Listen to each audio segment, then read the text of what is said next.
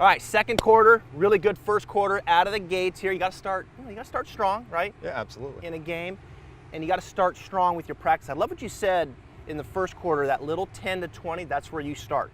Yeah, it just gets you a good feel for contact. Okay. I mean, if you go into a golf round and your ball contact isn't good, it's going to be hard to hit driver on the first tee. That's right. So now we can build on that into the second quarter, which is going to be 40 to 60 now. This is the gray area that I call it in golf. I've always said, look, if you can tell an amateur player, if you can teach them that little 10 to 20, they're going to like you. Like, this guy knows what he's talking about. But if you can teach them the 40 to 60, they're going to love you. Yes. And they're going to keep coming back because this is a great opportunity. Let's hit a 50-yard shot. Okay. For you, walk us through how you hit that shot. Well, for me, I like to play it with a little bit of open face with my 60-degree wedge. Okay. For that reason, I'm trying to put spin on the ball. I'm trying to stop it, and especially in Florida here, most of the greens are pretty soft. We have the Bermuda grass, so I'm going to get some spin on it. Right. And so I'm going to address it a little bit back of center, not too much, with a little bit of an open face. So I might open it a couple degrees, hands forward, and I like to get just about a half swing and a half follow through. Okay. So kind of a half arm swing back, half follow through. But I noticed, and that was right on about 50 yards. I noticed how he turned your chest through though. Yeah. Right. So the body's definitely supporting coming through. Yes. So I like to have good rhythm here. Make sure that my body is leading my hands coming through. That way I can control the club face, not let it turn over, not let it stay open, Okay. and really be in control of the swing. Let's do that again here, and you'll notice the setup here, you know, a lot of similarities to the short one there, but the feet a little wider. Again, shaft just slightly forward, shoulders pretty level. Yeah, that's nice there. You clipped that one really good. So that's going to carry about 50, and you can see that ball had all kinds of spin on it there. Talk about this shot. You said feel, right? This is a big feel shot. It is. So Translate it to kicking. yeah, it's hard to compare it exactly to kicking because when I used to kick, we practiced almost every distance we had, but this is kind of that tweener shot that you really don't practice. So I can compare that to like a 34-yarder, 35, 36-yarder right there that you're expected to hit a good shot. You're expected to make the kick every single time. And when you hit a bad one, you don't feel good about it. Yeah. So this is one that you actually have to practice. So feel is a big part of kicking too, right? Absolutely. I mean, there's some technique involved. Yep. But there's just the feel aspect, right? The speed probably and Yeah. how you're approaching the ball Yep. and kicking it and the whole bit that's kind of factoring into how successful you're going to Yes, so it's all about rhythm and not trying to do too much. When you get to those, mid-range, short-range kicks, you're trying to have good technique, make sure that everything is sound, that way you make good ball contact. Let's switch spots just for a second here. There was a teacher that I worked with when I first got into the business. His name was Todd Sones. Really good teacher, top 50 in the game, and he called this shot a toss shot. And I thought it was really interesting, toss shot. If I was going to toss this ball, I'd swing my arm back, and then from there I would just turn and toss it, right? It's not a throw. Like I wouldn't like load up, get over here, step, and then really fire it with speed. I toss it, arm swing, and then turn through.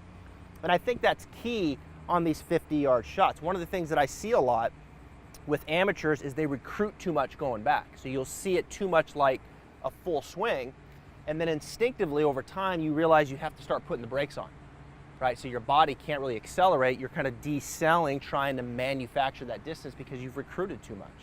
So I like the idea, and I can see it very much in your technique, where it's just a little bit more of an independent, say, arm swing. Sure, I'm recruiting a little here. My arms are, but it's kind of an arm swing with the hinge, and then I turn my body through. And I like that idea of the face just a little bit open like that. But you can see there's some rhythm to that, right? There's some flow to that. It's not a violent throw, and it's not that full swing either. It's got some rhythm to your word. It's got some feel to it.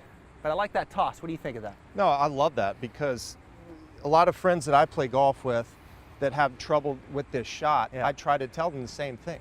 It's feel how far you need to hit it. Feel like you have a ball in your hand, like you have to toss it there. And it's just one of those things that you don't have to have any extra motion, any extra effort to do it. Right. It's a shot that it shouldn't take that much to do.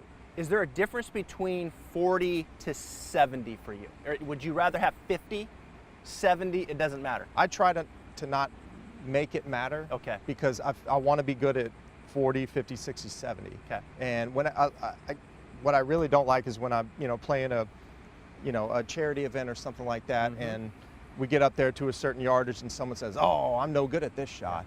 Well, how do you know? You don't practice it, so. Yeah.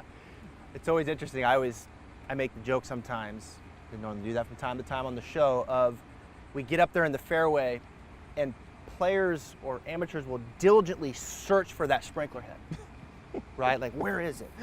There it is. Like, what does it say? 66 yards. Well, what does that mean to you? I'm 66 yards, right? To most, it doesn't mean really much, right? Especially like 40, 50, 60, 70, even 80, 30 to 80 call. You could even stretch it out a little bit more, because a lot of this is you got to have a little technique, as we're talking about, but you got to practice this some, and it's that feel aspect of it, the intangible aspect of it to some degree, right, plays into how efficient you are in this shot. So let me ask you this. If I said, go ahead and hit one here, say around 40 yards. Yeah. Okay, so we'll go ahead and try to carry 140. Watch the technique here. So I'm going to play it a little bit farther back in my stance. My motion is not going to change very much.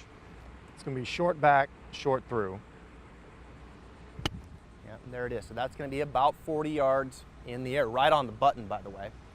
Now, hit 160 carry. Okay. What's going to change? Nothing changes too much. I'm really just going to play the same shot, just with a little bit more of an arm swing. Okay.